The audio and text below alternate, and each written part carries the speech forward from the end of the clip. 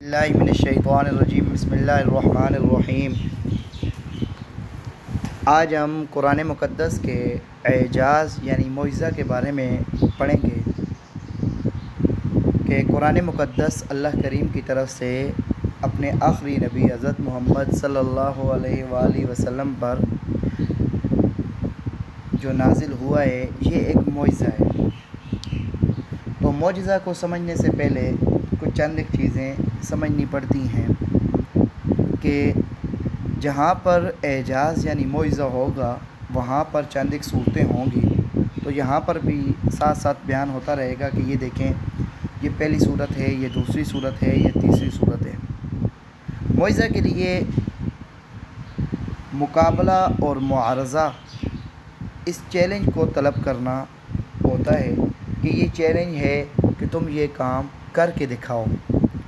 دوسرے نمبر پر اس چیلنج کو توڑنے کا کوئی سبب موجود ہو۔ تیسرے نمبر پر چیلنج کو توڑنے میں کوئی رکاوٹ نہ ہو۔ اب پہلی بات کے اوپر آتے ہیں کہ قرآن مقدس جو کہ محمد مصطفیٰ صلی اللہ علیہ وآلہ وسلم کا معجزہ کبریٰ ہے کہ جس کے ذریعے اللہ تعالیٰ نے ساری انسانیت کو اور خاص طور پر عربوں کو چیلنج کیا ہے۔ اس قرآن کو وہ نبی امی لے کر آیا ہے جس نے کسی مخلوق میں سے کسی سے لکھنا پڑھنا نہیں سیکھا ہے، نہ کسی مدرسے میں گئے ہیں، نہ کسی جامعہ میں گئے ہیں، کسی سے پڑھنا لکھنا نہیں سیکھا، اور نہ آپ کے بارے میں یہ بات پایہ ثبوت کو پہنچی ہے کہ آپ نے علوم و معارف میں کسی بھی ماہر عالم سے یا تہذیب اور عرفان کے فنون کے ماہرین سے کچھ سیکھا ہو، اور اہل کتاب یہود و نصارہ کے کسی عالم سے آپ ملے ہوں تاکہ ان سے آپ نے گزشتہ امتوں کے احوال یا ان کے قصص وغیرہ جان لیے ہوں یا سن لیے ہوں، تو ایسی صورت بالکل بھی نہیں ہے۔ اب قرآن مقدس جو چیلنج کرتا ہے وہ دو قسم پر ہے۔ پہلے نمبر پر ہے کہ عام کھلا چیلنج ہے جس میں ہر قسم کے لوگوں کو چیلنج ہوگا، ہر نسل کے لوگوں کو چیلنج ہوگا، ہر قبیلے کے لوگوں کو، ہر ملک کے لوگوں کو کیا ہوگا؟ چیلنج ہوگا۔ جیسے اللہ کریم قرآن مقدس کے اندر سورہ الاسراء میں بیان فرماتے ہیں اعوذ باللہ من الشیطان الرجیم بسم اللہ الرحمن الرحیم قل ان اجتمعت الانس والجن على ان یأتوا بمثل هذا القرآن لا یأتون بمثلہ ولو کان بعضهم لبعض ظہیرا صدق اللہ العظیم۔ کہہ دیجئے اے نبی، اگر جن و انس سب جمع ہو جائیں اس پر کہ وہ لائیں ایسا قرآن تو ہرگز وہ نہیں لا سکیں گے ایسا، ولو کان بعضهم لبعض ظہیرا، اگرچہ وہ ایک دوسرے کے سارے مدد کرنے کے لیے تیار ہو جائیں، ایک دوسرے کی مدد کرنا شروع کر دیں، تو پھر بھی وہ قرآن جیسا قرآن نہیں لا سکتے۔ تو یہ سارے جن و انس کو چیلنج ہے کہ کیونکہ قرآن اللہ تعالیٰ کی کلام ہے، اللہ تعالیٰ کی طرف سے نازل کردہ ہے، تو مخلوق میں کوئی بھی ایسا انسان یا جن کوئی بھی ایسا فرد نہیں ہوتا جو اللہ تعالیٰ کے برابر چیز لانے پر کیا ہو؟ قادر ہو۔ دوسرے نمبر پر جو چیلنج ہے وہ خاص عربوں کو یا کفار قریش کو ہے۔ جیسے قرآن مقدس میں آتا ہے فَلْيَأْتُوا بِحَدِيثٍ مِثْلِهِ إِنْ كَانُوا صَادِقِينَ، پھر چاہیے کہ لے آئیں کوئی بات اس طرح کی اگر وہ سچے ہیں۔ یہاں پر حدیث پاک سے ان آیات کریمہ میں مراد قرآن کی مثل ہے، یعنی وہ عرب ایسا قرآن لے کر آئیں جو اس قرآن کے مشابہ ہو، جس کو محمد مصطفیٰ صلی اللہ علیہ وسلم ان کے پاس لے کر آئے، اور اس قرآن کے مشابہ کہ جس کو انہوں نے سمجھا کہ یہ محمد صلی اللہ علیہ وسلم نے اللہ پر جھوٹ باندھا ہے، معاذ اللہ تعالیٰ پر اپنی طرف سے گڑھ لیا۔ جیسے کفار کا یہ عقیدہ تھا کہ یہ جادو ہے، یہ محمد مصطفیٰ صلی اللہ علیہ وسلم نے اپنی طرف سے بنا لیا ہے، تو اللہ تعالیٰ نے ان کو چیلنج دیا کہ اگر محمد مصطفیٰ صلی اللہ علیہ وسلم بنا سکتے ہیں تو تم بھی بنا لو، اگر انہوں نے اپنی طرف سے لایا ہے تو پھر تم بھی بنا کر لے آؤ نا۔ جیسے قرآن مقدس میں آیا ہے قُلْ فَاتُوا بِكِتَابٍ مِّنْ عِندِ اللَّهِ وَأَهْدَىٰ مِنْهُمَا اتَّبِعُوا إِن كُنتُمْ صَادِقِينَ۔ آپ کہہ دیں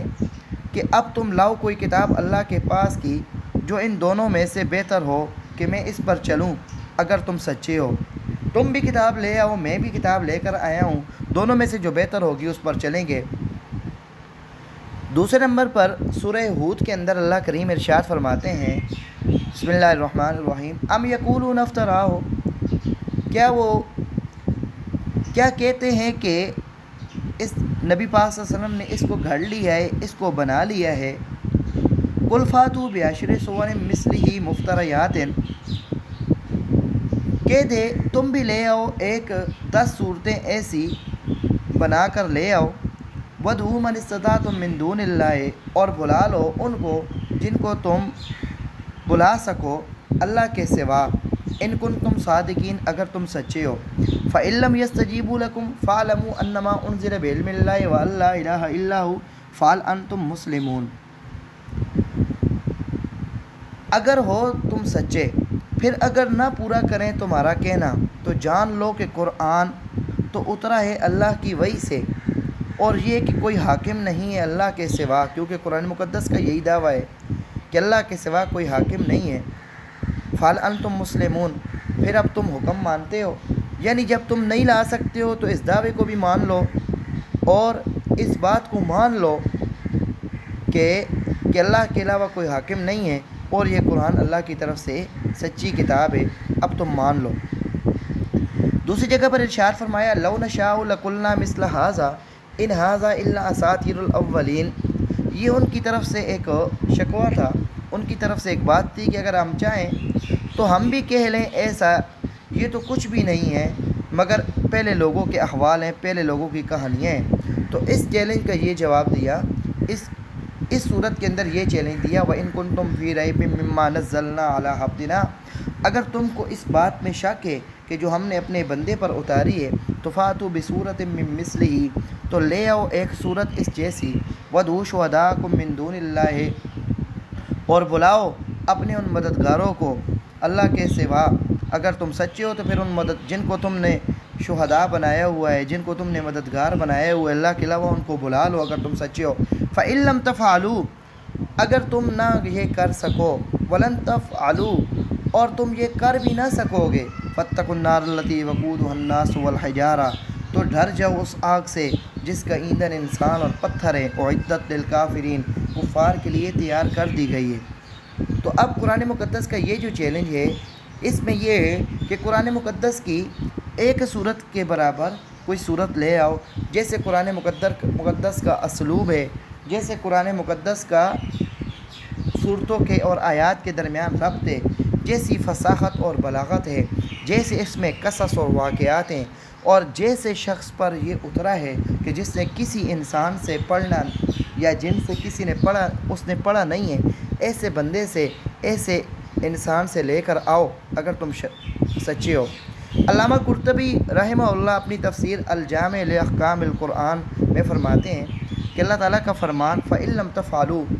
یعنی اس سے پہلے گزشتہ زمانے کی بات ہے کہ، اور وَلَن تَفْعَلُوا کا معنی ہے کہ تم اس کی آئندہ زمانے میں بھی طاقت نہیں رکھتے، کہ گزشتہ زمانے میں بھی تمہاری اس کے اوپر طاقت نہیں ہے اور آئندہ زمانے میں بھی تمہاری طاقت نہیں ہے۔ اس میں ان کو خوب غصہ دلانا ہے